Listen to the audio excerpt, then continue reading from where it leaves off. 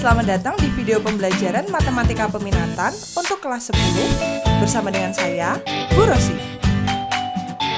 Masih dalam materi vektor di bidang ditinjau dari sudut pandang aljabar. Kali ini kita akan membahas mengenai panjang vektor dan vektor satuan.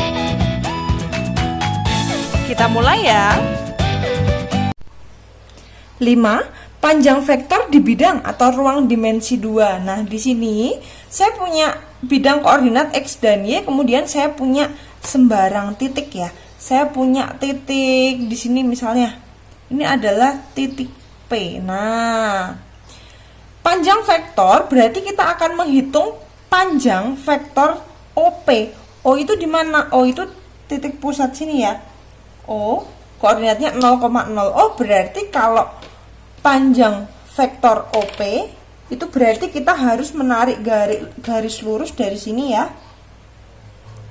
Ditarik garis lurus, seret gini. Oke, nah berangkatnya dari O, turunnya di P, itu sering disebut sebagai vektor OP. Nah, vektor OP itu juga disebut sebagai vektor P kecil ya. P kecil gini ya. Oke, itu sama saja. Nah, jika titik P, X, Y dan titik O 0,0 di ruang dimensi 2, maka panjang vektor OP, nah ini tadi P, kita misalkan sebagai X, Y gini ya. Nah, maka panjang vektor OP, nah kalau panjang vektor OP itu kamu lambangnya pakai mutlak, nah gini, OP. Nah, kalau sudah pakai tanda mutlak ini nggak usah disebut lagi, nggak usah ditulis lagi panjang, karena kalau mutlak ini sudah menyatakan panjang vektor OP gitu ya. Nah, rumus mencari panjang vektor OP itu adalah akar dari X kuadrat ditambah Y kuadrat. Nah, kok bisa begitu Bu? Karena kalau kita lihat di sini dia udah seperti Pitagoras ya. Ini kan kalau ditarik ke bawah, nah ini udah kayak segitiga siku-siku kan. Nah, siku-sikunya di sini X, Y, artinya dia ke kanan adalah X, kemudian ke atas ini adalah Y. Nah, kalau Pitagoras kan mencari sisi miringnya X kuadrat ditambah Y kuadrat gitu kan. Nah, berarti rumus OP X kuadrat ditambah Y kuadrat. Kok bisa gitu Bu? Padahal tadi OP-nya kan kita nggak tahu. Nah, kamu masih ingat nggak pada pertemuan sebelumnya? Saya sudah membahas tentang mencari vektor posisi. Nah, vektor posisi itu kan ini yang kita bicarakan adalah vektor posisi OP ya. Vektor posisi OP diperolehnya dari mana? Masih ingat? Vektor posisi OP diperoleh dari koordinat P dikurangi koordinat O. Iya enggak? Nah, koordinat P dikurangi koordinat O. Nah, OP sendiri itu disebut sebagai vektor P kecil gini kan. Vektor P kecil artinya koordinat P-nya tadi mana? XY gini toh, dikurangi koordinat O. O-nya pasti 0, 0 gini kan. O berarti vektor posisi P kecil, X dikurangi 0 itu X, Y dikurangi 0 itu tetap Y. Oh, berarti vektor posisi P kecil itu XY. Kalau dia vektornya sudah vektor posisi, ketika mencari panjang langsung saja dimasukkan ke rumusnya. Jadi X kuadrat ditambah Y kuadrat. Ini kan X kuadrat ditambah Y kuadrat, itu dia. Nah, ini saya kasih kurung merah ya. Dapatnya dari sini, asalnya dari sini. Nah, ini master rumus kita juga harus dikotak biar menarik ya. Nah, ini nanti langsung dapatnya ke sini. Set. Nah, oke, cantik gitu ya. Nah, selanjutnya karena ini tadi kan panjang vektornya dia berasal dari O, berasal dari titik pusat ya. Kalau misalnya vektor itu tidak berasal dari pusat, nah kita lihat. Set. Nah, saya punya bidang koordinat X sama Y, saya mau meletakkan dua buah titik ya. Pertama titik P di sini, koordinatnya X1, Y1, kemudian sembarang Q di sini saja. Berarti ini X2, Y2 gini ya. Nah, kita akan mencari panjang vektor PQ. Nah, kita akan mencari panjang vektor PQ. Nah, gini. PQ. Oke. Vektor PQ. Aduh, gimana itu ya? Vektor PQ. Vektor PQ itu berarti kita konsepnya sama seperti yang tadi. Ingat lagi di sini ya. Ingat. Nah, vektor PQ, kalau vektor PQ kan berarti kita harus mencari vektor posisinya PQ dulu ya. PQ, gini kan? Dari mana diperoleh PQ? PQ itu berarti koordinat Q dikurangi koordinat P. Atau kalau misalnya kita tariknya dari titik pusat, berarti kan kita tariknya dari sini ya. Dari P ini. Nah, ini kan OP nih. Ini kan O. Ini kan O ditarik ke P menjadi OP ya. Ini OP. Kemudian yang satunya ini adalah OQ. Kita tarik juga. Sret. Sini. Ini adalah OQ. Nah, OP sendiri kalau dia berasal dari titik 0 berarti dia dari titik 0 turunnya di P berarti disebut sebagai P kecil, gini juga boleh. Kalau ini berarti apa? Ini adalah Q kecil gitu ya, sama. Oke. Nah, yang perlu kita sorot di sini PQ sama dengan koordinat Q dikurangi koordinat P. Nah, PQ sendiri itu kan sama aja Q tadi kan OQ ya. OQ ini kan PQ sama aja OQ dikurangi OP. Nah, sama dengan koordinat Q dikurangi koordinat P. Koordinat Q-nya berapa? X2, Y2. Koordinat Q-nya berapa? Q-nya X1, Y1. Nah, ini tadi OQ. OQ itu disebut sebagai Q kecil. Q kecil dikurangi OP, itu tadi P kecil gini ya. Sama dengan ini berarti sama seperti operasi yang biasa, atas dikurangi atas, bawah dikurangi bawah, berarti X2 dikurangi X1, bawahnya Y2 dikurangi Y1. Nah, ini dia O. Artinya kalau kita sudah ketemu rumus kayak gini, berarti kita tinggal masukkan ke rumus panjang. Nah, ini dia, sebentar. Kita kasih merah-merah dulu ya. Nah, kita sudah ketemu merah-merah, ini berarti tinggal masukkan ke rumus panjang. Oh, di sini. Jika titik P X1 Y1 dan Q X2 Y2, maka panjang vektor PQ. Kalau panjang vektor PQ seperti tadi dikasih tanda mutlak. Mutlak PQ gini ya. Oke, sama dengan akar, sama seperti yang tadi, ini berarti X2 dikurangi X1 kuadrat ditambah Y2 dikurangi Y1 kuadrat ditarik akar. Set. Oke, nah itu untuk mencari vektor PQ. Set. Nah, nggak cukup nih merah-merahnya.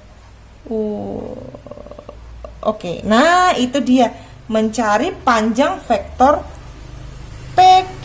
Dapatnya dari sini. Set. Dihafalin ya. X2 min X1 kuadrat ditambah Y2 min Y1 kuadrat. Nah, itu dia untuk panjang vektor. Biar lebih mudah, sekarang kita masuk ke contoh soal. Di sini diketahui vektor A min 34, kemudian vektor B 62. Nah, perhatikan anak-anak, karena ini sudah merupakan vektor posisi. Ini kan sudah vektor posisi ya, ini kan sudah vektor A kecil, berarti dia sudah vektor posisi. Ini juga B kecil, berarti sudah vektor posisi. Nah, kita nggak perlu mencari vektor posisinya lagi. Berbeda jika yang diketahui adalah titik koordinatnya. Kalau yang diketahui adalah titik koordinatnya, berarti kita mencari vektor posisinya terlebih dahulu. Nah, kebetulan ini yang diketahui sudah merupakan vektor posisi. Masih ingat ya, vektor posisi itu yang ini. Kalau yang diketahui koordinat tuh berarti kayak gini. Dikurangin dulu, gitu ya. Oke, yuk kita lanjutkan. Suruh menentukan panjang dari vektor A. Waduh, enak banget nih. Kalau disuruh menentukan panjang vektor A, berarti kamu tinggal masukkan ke rumus panjang saja. Panjang vektor A sama dengan akar akar apa tadi? Min 3 kuadrat ini toh ditambah 4 kuadrat. Wih, asik. Yuk. 9 16 berapa itu? 9 tambah 16 akar 25. Akar 25 berapa? 5. Oke. Satuannya apa, Bu? Ini 5 satuan karena dia kan nggak ada satuan ya. 5 satuan gitu aja. 5 satuan panjang. Oke. Nah, itu untuk panjang vektor A. Selanjutnya panjang vektor B sama karena B yang diketahui adalah vektor posisi, berarti langsung saja ya. Panjang vektor B yaitu akar mana tadi? 6 kuadrat ditambah 2 kuadrat. Oke. Ini sama aja akar 36 ditambah 4 ya. 36 tambah 4 40. Akar 40 berapa itu? 40 itu akar 4 dikali 10 ya. Berarti berapa? Akar 4 itu 2, akar 10 nggak bisa. Wah, udah biar gini aja ya. Berarti panjang vektor B adalah 2 akar 10 satuan. Karena kita nggak tahu satuannya. Oke, nah selanjutnya di sini kamu disuruh mencari panjang vektor A ditambah vektor B. Nah, kalau bentuknya ditambah gini berarti kedua vektor posisi tersebut kita tambah terlebih dahulu. Artinya kita mau mencari vektor A ditambah vektor B dulu. Vektor A ditambah vektor B terlebih dahulu. Vektor A-nya tadi adalah min 3, 4 gini kan. Ditambah vektor B-nya 6, 2. Oke, berarti berapa nih? Min 3 tambah 6, 3, 4 tambah 2, 6 gini kan. Oke. Nah, kalau sudah ketemu begini baru kita cari panjangnya. Berarti panjang vektor A ditambah vektor B sama dengan angkanya ini yang dimasukkan. Akar 3 kuadrat ditambah 6 kuadrat. Oke. Akar 3 kuadrat itu 9. 36. 36 tambah 9 berapa? 45 ya. 45 akar 45. 45 itu berapa? 45 itu berarti 9 kali 5 gini ya. Betul kan? Berarti ini 3 akar 5 satuan. Oke, nah itu dia yang perlu diperhatikan tadi ya. Ketika yang ditanyakan adalah panjang vektor A ditambah B, berarti vektor A sama vektor B ditambah terlebih dahulu. Kalau sudah baru dicari panjangnya. Nah, anak-anak itu mengenai panjang vektor pada bidang. 6. Vektor satuan. Nah, vektor satuan adalah vektor yang panjangnya satu satuan. Vektor satuan dari vektor V sama dengan vektor V dibagi dengan panjangnya. Nah, kalau sebelumnya kita kan sudah mempelajari tentang panjang vektor ya. Nah, nanti panjang vektornya akan kita gunakan untuk mencari vektor satuan. Nah, rumus yang kita gunakan untuk vektor satuan. Nah, kita kan akan mencari vektor satuan dari vektor V. Nah, vektor satuan itu lambangnya E dari V. Vektor V gini ya. Vektor satuan dari vektor V yaitu rumusnya adalah 1 dibagi panjang dari vektor V dikali vektor V itu sendiri. Atau terkadang nanti ada yang menuliskannya kayak gini. Vektor satuan dari vektor V itu sama dengan vektor V dibagi dengan panjang vektor V. Nah, kan sama aja ya. Ini kan satunya keluar kemudian V-nya ditaruh di kanan. Ini sama saja sebenarnya. Nah, jadi jangan kaget nanti kalau misalnya ada dua versi rumus. Karena ini sebenarnya sama aja ya. Oke, nah diingat-ingat rumus apa tadi vektor satuan? Yaitu 1 dibagi panjang vektor dikali vektor tersebut. Nah, 1 dibagi panjang vektor dikali vektor tersebut. Langsung saja kita masuk ke contoh soal. Diketahui vektor V 5, 12 ini sudah vektor posisi ya. Tentukan vektor satuan dari vektor V. Oke. Karena yang disuruh mencari adalah vektor satuan, berarti langkah pertama kita cari apa? Vektor satuan tadi harus punya panjang toh, harus tahu panjang dari vektornya, berarti kita cari panjang dari vektor V terlebih dahulu. Kita mau cari panjang vektor V. Karena dia sudah vektor satuan, berarti kita tinggal masukkan ke rumus panjang saja ya. Akar mana nih? 5 kuadrat ditambah 12 kuadrat gini set. Oke. Sama dengan 5 kali 5 25 tambah 12 kali 12 144. Ini berarti berapa? 9 6 1 6 9 gini ya. Akar 169 13 wis apalannya. Akar 13. Oke.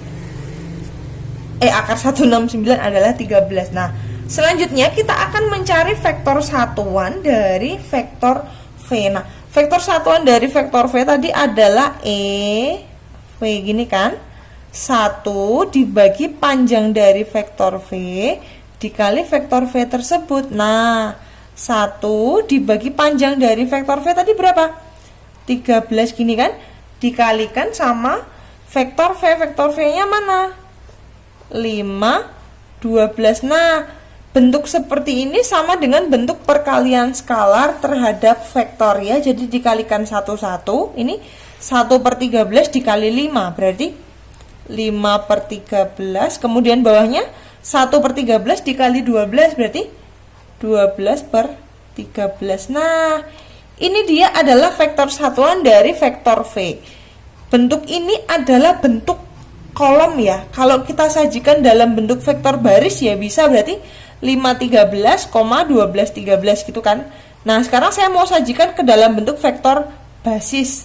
Kalau vektor basis berarti dijadikan I dan J gitu toh. Masih ingat ya? Berarti jadinya 5/13I ditambah 12/13J.